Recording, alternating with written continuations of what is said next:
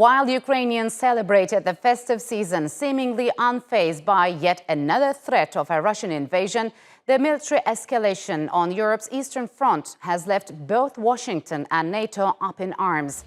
During a 50-minute phone call between the US and Russian presidents last week, Joe Biden threatened Moscow with sanctions should it take any decisive military action in Ukraine. In response, Vladimir Putin called for a legally binding guarantee that Kyiv would never join NATO. The call came ahead of two scheduled security meetings the Kremlin plans to hold this month with Washington and NATO. Both are aimed at reaching a compromise in the ongoing crisis. But who will have the last say, and at what cost? And to unpack this, I'm joined now from Berlin by Aris. He is the founder and editor-in-chief of BNE IntelliNews, an online business news publication focused on emerging markets. And in the Turkish city of Antalya, we have Tarik Oguzlu, an academic advisor at the Turkish Foreign Policy Institute. Gentlemen, welcome to Straight Talk. It's good to have you on the program. So after a tough talk between Presidents Joe Biden and Vladimir Putin over the Russian troop buildup in the Ukraine border, both sides insist that they're hopeful that a pathway to easing tensions could open during the diplomatic talks set for next week. So, Tarik, where is this crisis headed?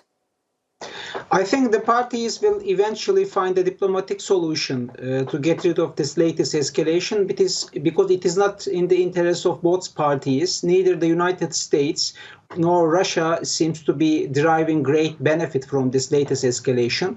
I think they will try to find a midway solution to save faces, if it is possible, of course.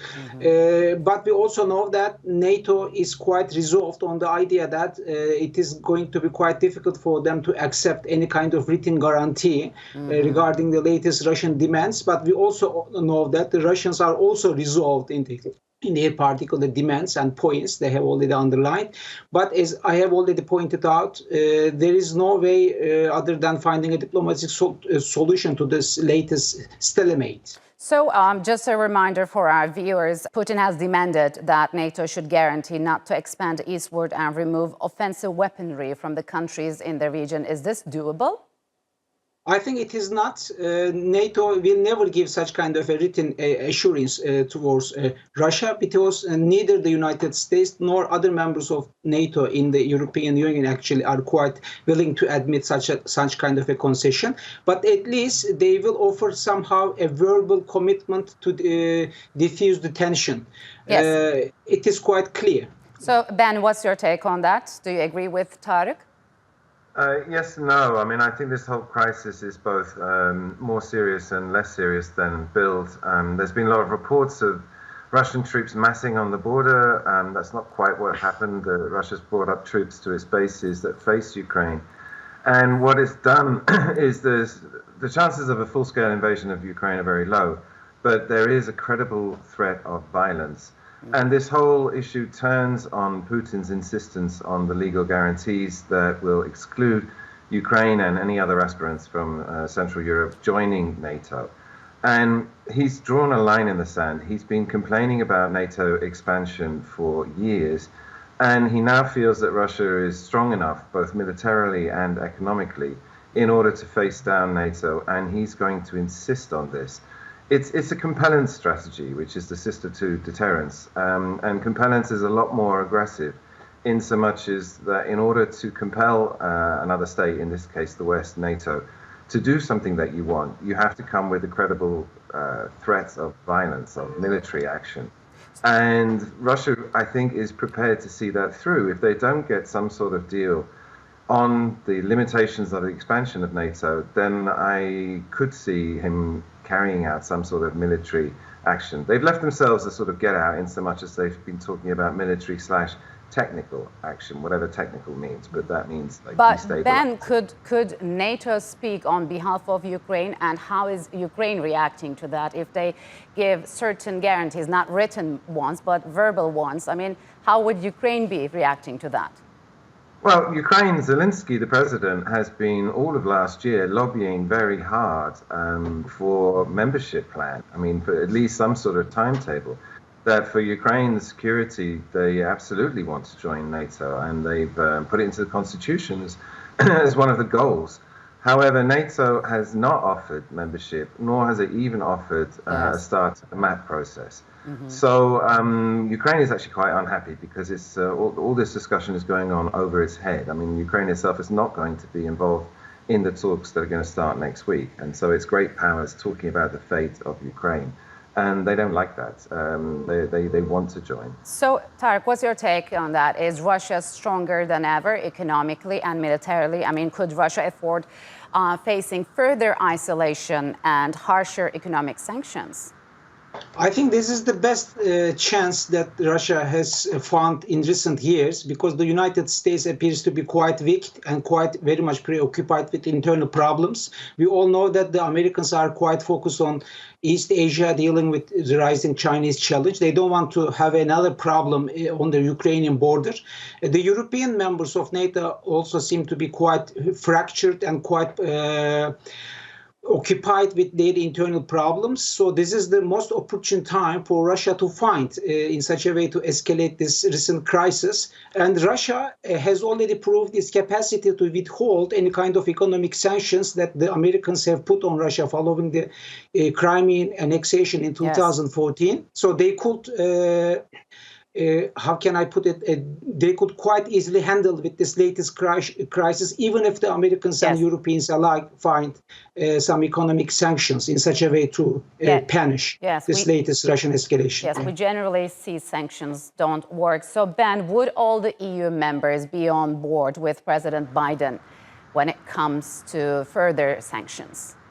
Well, to follow up, I'd add to what my colleague just said, is that this is an ideal opportunity to have this discussion, in so much as the American administration under Biden is a lot more dovish than the American administration as a whole is towards Russia.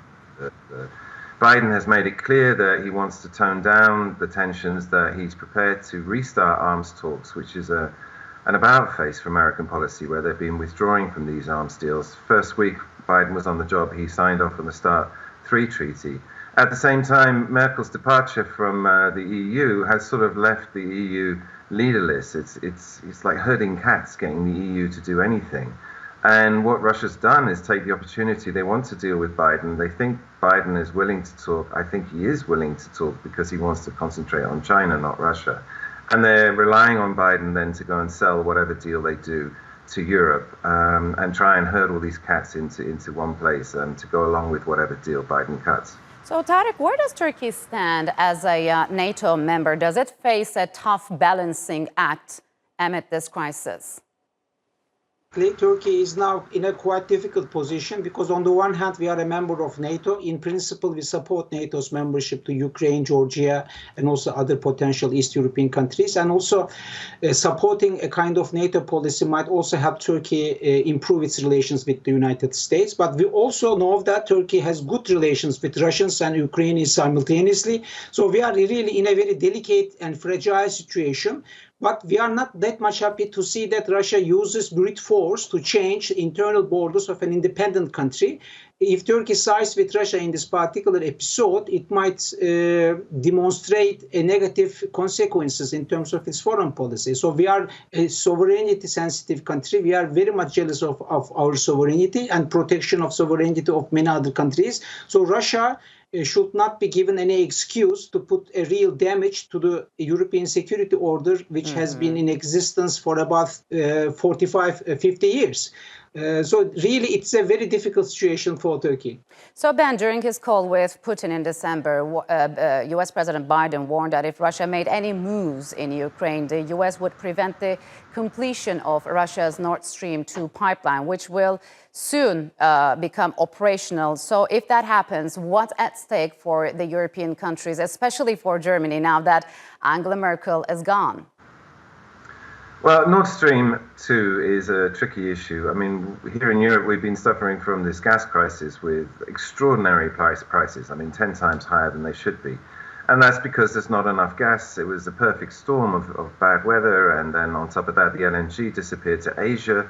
And there simply wasn't enough gas. And Nord Stream 2 would solve all those problems. This is why the Germans have been very keen to have it, because it improves their their energy security. But the Americans see it as a strategic thing. They see it as threatening EU energy security, and so we're stuck in this impasse. Personally, I think the pipeline will be opened, but there's a lot of negotiation going on there because it's become politicized. Mm-hmm. So in case, Tarik, of a military confrontation, which you say hopefully won't happen, how will Europe's energy security will be impacted, and how Russia is balancing between its Western ally, the US, and a major supplier of energy, Russia?